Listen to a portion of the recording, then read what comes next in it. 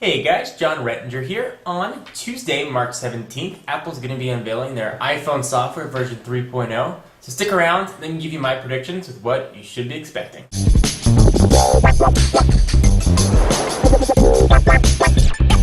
So Tuesday is a big day for Apple fans and iPhone fanatics to see what Apple has in store for the third version of the iPhone software. Before I get into the software, I just want to talk about hardware for a moment.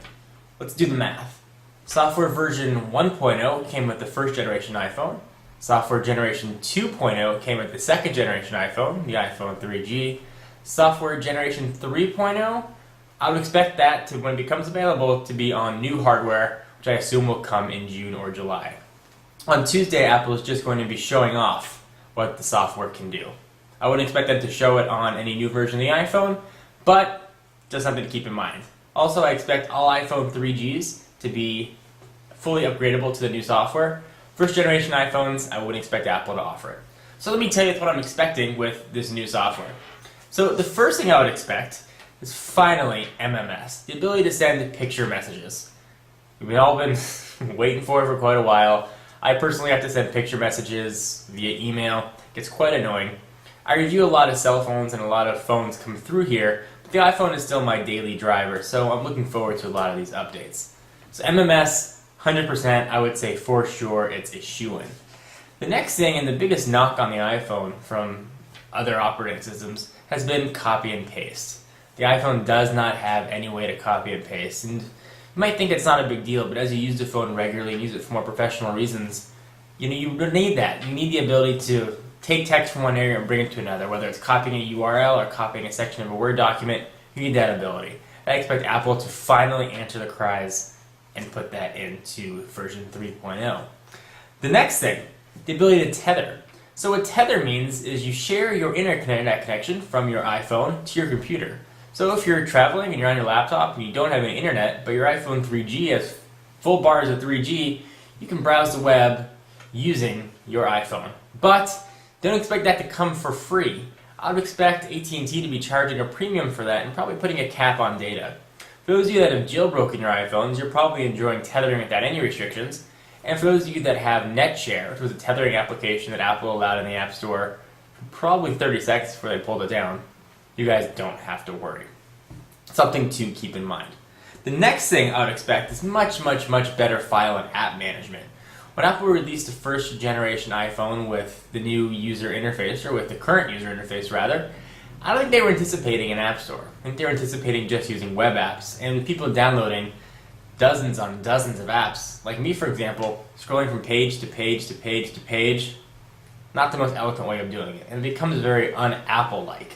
So I expect them to be a new sort of file management. And with that, I expect some sort of GUI, which stands for Graphical User Interface enhancements as well. Possibly improved home screens. When you have your phone on the lock screen, perhaps showing some more information, I would expect that to become as well. So let me explain what I mean by that. Let me take out my iPhone here. When the phone is locked, all you see is just the date and the time. That's it. There's a lot of empty space in the middle there. I expect Apple to take advantage of that, use it almost as a default home screen, showing like upcoming appointments, possibly one or two lines of text and email. It only make logical sense.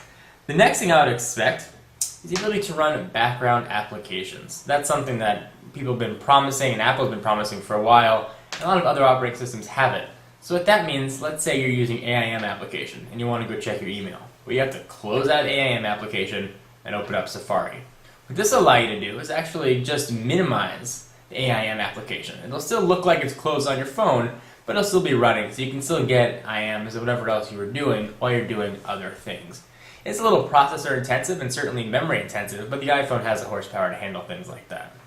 And that's something that really would make it a more robust workhorse for the business or the personal user. So I'm not expecting that, but I would certainly be hopeful that it will be in there. Now, one other thing I'm expecting is a new addition to the App Store. So what I think this will be premium applications. So not the $99, $3 applications. I'm talking $10, $20, $30 applications. And a special section of the store just meant for that. So think more premium games. Think better graphics, better quality. Developers are making more money off of these. They're going to put more time into them. So that would be what I would just expect to happen. So guys, these are just my anticipations. I don't have any inside information, unfortunately, but I have been following trends with the iPhone from day one, so I think I have a nice perspective to offer my opinion. So what do you guys think? Anything else that you're expecting with the iPhone? I'm not expecting any new hardware, but maybe you guys are. So leave your comments down below, and for exclusive content, be sure to follow me on Twitter, twitter.com/John4Lakers. Make sure you stay tuned. On Tuesday, I'll be doing a recap video of what Apple shows off. See you guys in the next video. Bye-bye.